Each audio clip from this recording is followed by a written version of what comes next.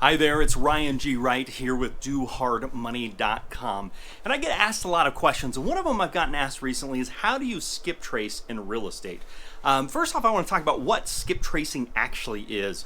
And so back when there was private investigators, which I guess there still are today, they had access to some tools which were actually public records, but it was more accessible to them because they paid for access to data to get phone numbers. So anytime you register your phone number, anytime any of the information that you have, you put it down on any public form like registering your driver's license or anything like that where there's public information, that actually gets into databases.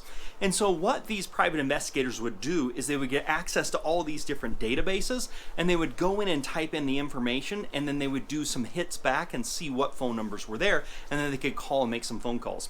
Well, today with technology, skip tracing has become available to almost anybody, and for just about the cost of a nickel, you can actually do a skip trace and you can find out. So what does a skip trace does? What it does is it accesses all these databases and it gets the most recent numbers for an individual.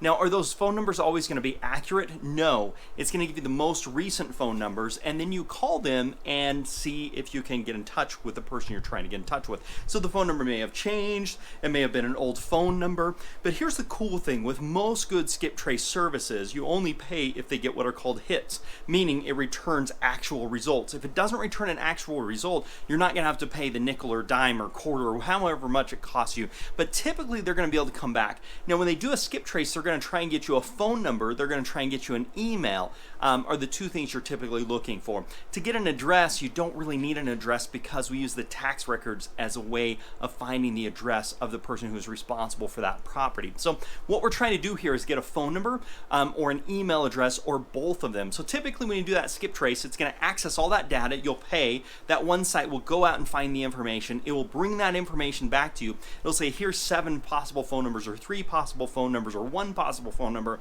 If it doesn't bring back any phone numbers or email addresses, it's not going to charge you for that skip trace if you're working with a great skip trace service.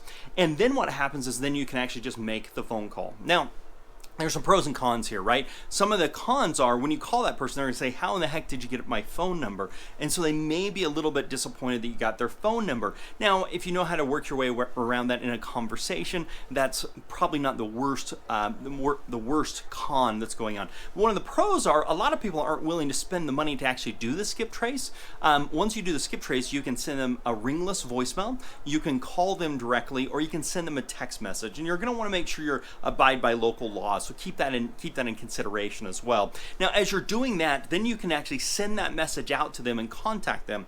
A favorite for a lot of people is voice broadcast. They do a voice broadcast, but they have the return phone number and somebody's calling back. Go to like a Google Voice number. So if they are upset, they're not listening to having a bunch of phone calls with upset people, because you will upset some people. That said, in some marketplaces, skip tracing and doing the voice broadcast works extremely well. But either way, you're getting access to data that most people aren't willing to get access to, and if you're willing to do that, you are going to get more deals. Now, that said, it's not a 1-for-1 ratio. Just because you get the name and the phone number of somebody doesn't mean they actually want to sell their property. So it's still a numbers game. You still have to put in the time to get the numbers that you're looking for and do enough skip traces where you'll see some results. If you skip trace one property, you're probably not going to end up with a deal. If you skip trace a few thousand, you're probably going to end up with some deals. So it's going to be different based upon the markets and the things that you're looking at. So if you're interested in getting started with skip tracing, you can check us out in our Investor's Edge software. We link to some great skip tracing softwares. Just go over to DoHardMoney.com and make it a very profitable day.